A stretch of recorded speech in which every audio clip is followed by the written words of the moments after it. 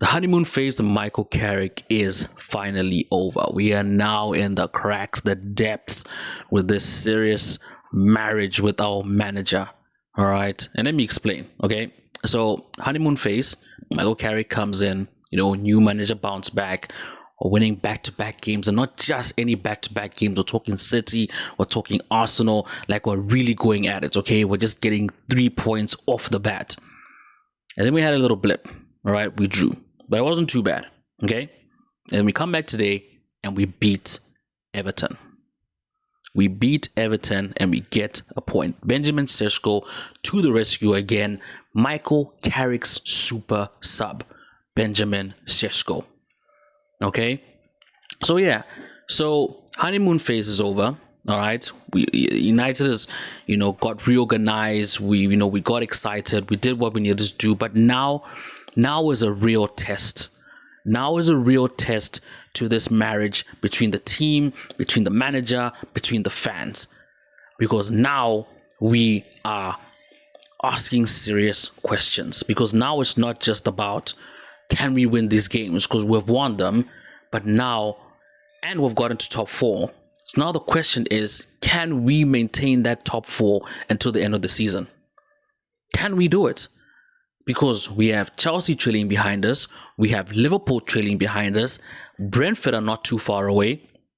So that top 4 race is between 4 clubs. 4 clubs. And thank God for this consistent performance, this consistent winning from the team and the manager, that we've managed to even get ourselves in this position in the first place. And the key thing here is not to let it slip. We have been so fortunate this season. Fortunate in the sense that we haven't been involved in other competitions. Yeah, we're involved, but we got knocked out early. So right now, we are literally just riding on 1 game a week. This game came after 2 weeks. And you could tell that the players at the team was rusty. We created a lot of good chances. Maybe we could have scored a bit more goals. Everton was never going to be an easy match. We're so fortunate that we went and got that goal and we clutched that winner. And at this point in time, I'm not even mad that it was just a 1-0 win, right? Despite what we've done. Because I know there's a lot of expectations. From that honeymoon phase of beating City, of beating Arsenal, and then coming in, drawing, and then we end up just scoring 1 goal against Everton. But it's fine, because a point is better than no point. And Michael Carrick has now gone, what? Is it 5 or 6 games now?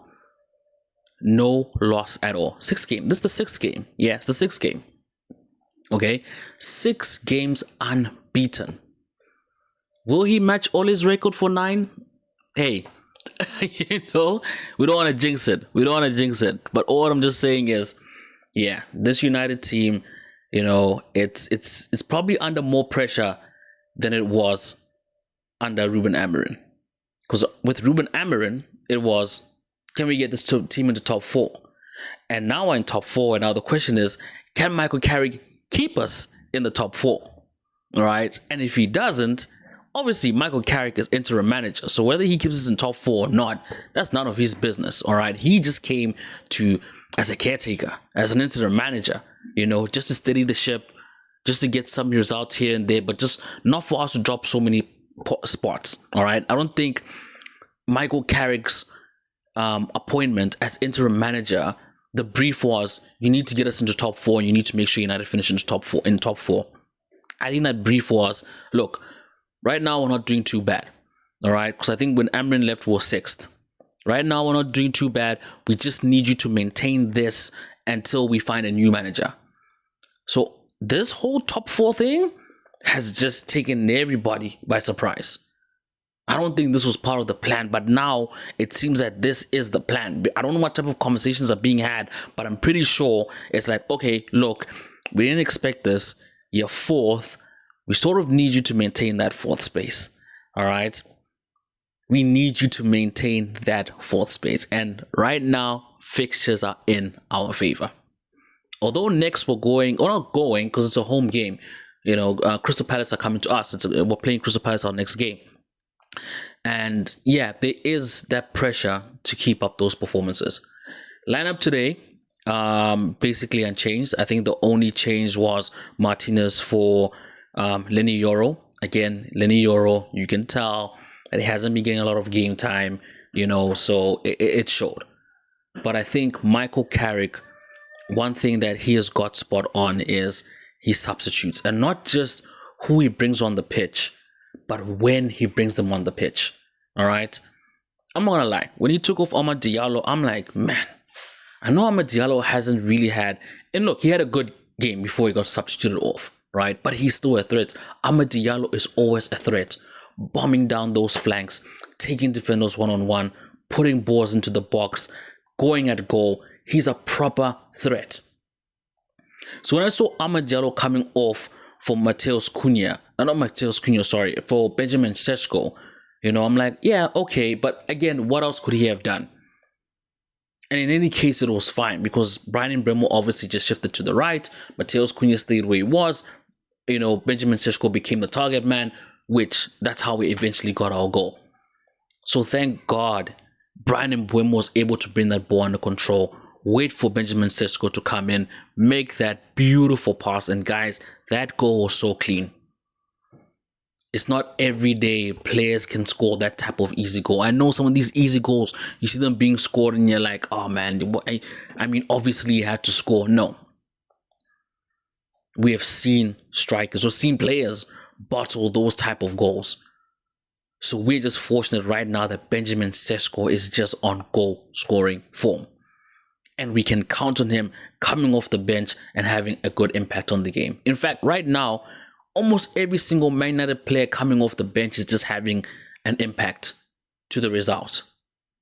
All right, Harry Maguire, again, played very well today.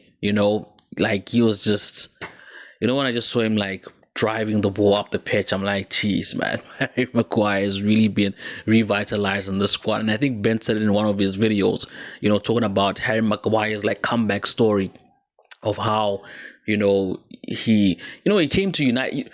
Okay, I think that's what Ben said, if I can paraphrase correctly, right? Talking about this is the Maguire that we're seeing right now that we expected to see when he came from Leicester. And in all fairness, I think the first couple of seasons, Maguire was that player. He fell off, but now he's back to his very best. And that's what we need right now.